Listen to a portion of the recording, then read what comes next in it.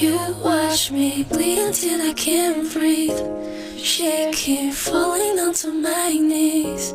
Now that I'm without your kisses, I'll be needing stitches. Hello everyone! According to previous video, I guess you all know what we will talk about. That's right, it's leucophytes. They also called cloud mosses. Well, that sounds a little bit confusing, but leucophytes are vascular plants even if they have moss in their name. In addition, they are the oldest living type of vascular plant, about 420 million years ago.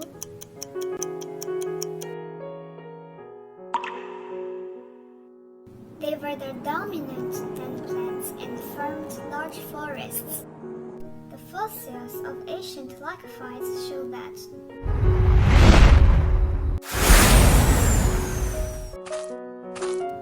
But modern leucophytes are really small and really grow close to the ground in the forest understory. They hold themselves to their substrate with rhizomes. One interesting thing is that they have specific small leaf-like structures called microphyls, which have a single vein of vascular tissue. Lycophyta has three common body forms. They are pediworts, Lycopodium, and Selagellula.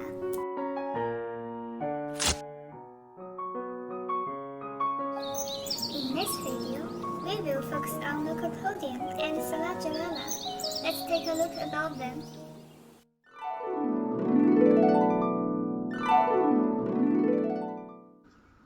Selagellula is another genus of lycophytes, commonly known as spike mosses.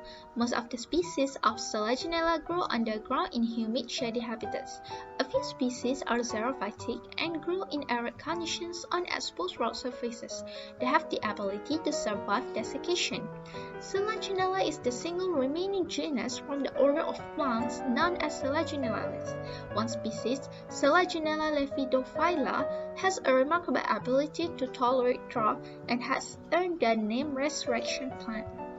Now, let's take a look at the Selagellula structures. The plant body of Selagellula is sporophyte, and it is differentiated into stem, rhizophores, roots, leaf, and ligules. The first structure is stem. The stem is generally erect and readily constructed in the subgenus Homeophyllum. The species belonging to the subgenus Heterophyllum are prostrate and dorsiventral. The branching is dichotomous in the member of Homeophyllum and somewhat lateral in Heterophyllum. The next structure is rhizophore. The rhizophore is a special type of structure which is leafless dichotomous shoots. Rhizophores grow downward and form many adventitious roots at their free ends. Third, root. The root of young sporophyte is of primary root, while others are adventitious. The adventitious roots are at the tips of rhizophores. Aerial roots have developed caps and cutinized epidermal cells and enter soil. After that, leaf. The leaf of all species are microphylous, sessile, and simple. The leaf may be ovate, lanceolate, or orbicular in shape with one vein running nearly the entire length of the leaf. All the leaves are of same type, and the arrangement is spiral in subgenus Homeophyllum. In the subgenus Heterophyllum, the leaves are two types, small leaf and large leaf. The last structure is ligule. Ligule is a small membranous tongue-like structure that is located at the base of each vegetative leaf and sporophyll. The ligule is found on the ventral surface of the leaf. It acts as a water-absorbing structure which keeps the young leaf, primordium, and sporangium of sporophyll moist during their early development. The ligule in some species during early development secretes a mucilaginous substance composed of carbohydrates and proteins that keep the apical meristem moist and prevent them from desiccation. This is the model of our Selagellula. Selagellula is heterospores, which produce two different types of spores, which are megaspores and microspores. These spores are produced in megasporangium and microsporangium respectively, which in turn are produced on fertile leaf known as megasporophyll and microsporophyll. Usually both these structures are grouped together to form a compact structure known as strobilus, which is usually a terminal structure. In microphyll, it have microsporangium containing numerous microsporophytes that will undergo meiosis, producing tiny microspores, while in megasporophyll it have megasporangium containing a megasporocyst that after meiosis become 4 or less than 4 comparatively large megaspores. From these 4 large megaspores, all will be degenerate except one will divide reductionally, forming a tetrad of a haploid megaspores. Then they will develop into male and female gametophyte, which is protally. The immature microgametophyte are spherical-like structure, which each microspores are inside the microspores wall. After several divisions from this immature microgametophyte, then becomes spermatogenesis tissue and later on develop to mature microsporangium. At this stage, the spores are liberated and their ecosporium ruptures. Primary androconial cells divide and redivide to form 128 or 256 androcytes or anterozoid mother cells. Each anterozoid mother cell finally metamorphoses into a single enterozoid, which is a spirally coiled and biflagellate structure. This enterozoid will swim in water till they reach the neck of archegonium. While in female, the megaspores develop into a female gametophyte, which the outer walls grows faster, which result in the formations of space between ecospores and megaspores, then forming a large number of nuclei which well distributed in cytoplasm but then collect in apical region. At this stage, wall formation start from the apical region downwardly, thus forming an upper cellular region known as female protellus and a lower non-cellular region known as storage region. Finally, few cells near the apex of female protellus behave as archegonial inner shells, which by further divisions give rise to archegonia. Now, fertilization occurs with the presence of water. The swimming enterozoid reach the egg through the neck of archegonium, and the nucleus of enterozoid fuses with the egg nucleus, thus forming a diploid zygote and then become diploid embryo. Okay guys, we reach the final part, which is the embryo initial divide by 2 vertical divisions at right angles to each other, thus forming 4 cells. One of these 4 cells divide by an obligate wall, forming a shoot initial. Now the cells accept the shoot initial divide sporophyte transversely, forming 2 tiers of 4 cells each. Later on, by further division, it forms a multicellular structure, which gets differentiated into food, rhizophores, stem, and cotyledons. That's all from me. Thank you.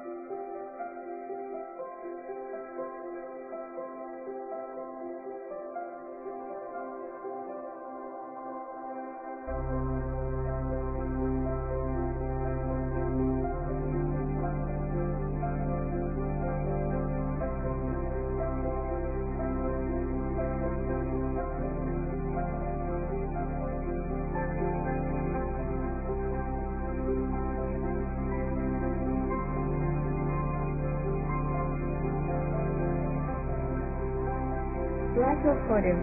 Lycopodium is commonly known as club moths. So why it is called as club moths? It is because once we glance at this Lycopodium, it similarly look like the moths. But moths are non-vascular plants, and this Lycopodium are vascular plants. In addition, the common name of the Lycopodium has club because the strobili looks like a club-shaped structure, and this strobili also produces spores. So basically, this phylum, this Lycopodium is under family Lycopodiaceae, and Lycopodium also have around or approximately 400 kind of species. So for the structure, this is here for the stem with Lycopodium has a slender stem that trails along the ground and vertical branches that grow 3 to 4 inches. For the roots, this Lycopodium has a small and adventitious root pipe. So basically in some species, for example like Archilago, the roots arise from the pericycle of the stem.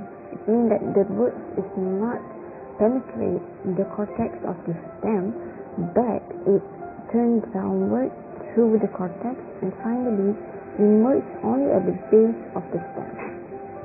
Okay, for the leaves, as we can see here, leaves are very simple and sessile, small in size, and these leaves also possess a single unbranched midrib and are known as microphyll.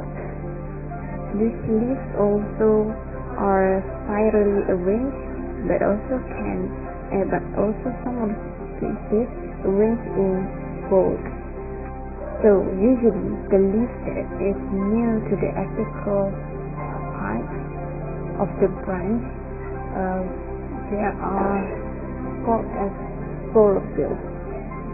These sporophylls usually form a condensed structure at the apex of the branches, which are known as strobili, and the numbers of or the amounts of these strobili at the tip of the branches differ in every each of species.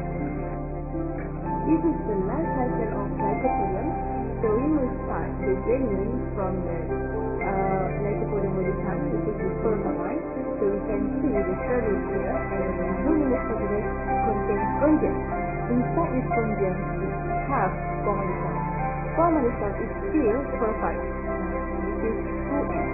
And when the spermatozoid undergo meiosis, here it will produce spore, and the spore is half-like, means this is gametophyte. Then the spore, when it has a suitable formation, it will germinate into different. So we have rhizoid, antheridium, and archegonium. Okay, so this structure is monoecious because it has antheridia and archegonia in the same plant, in the same cellus. Okay, antheridium contains sperm and archegonium contains egg.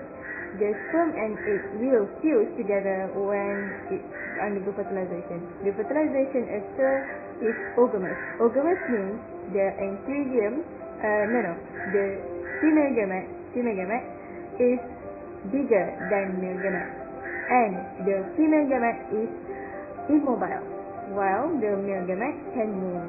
Alright, so next, egg and sperm will unite, forming the zygote, and the division here will occur, means mitosis will occur until it produces sporophyte body plan again.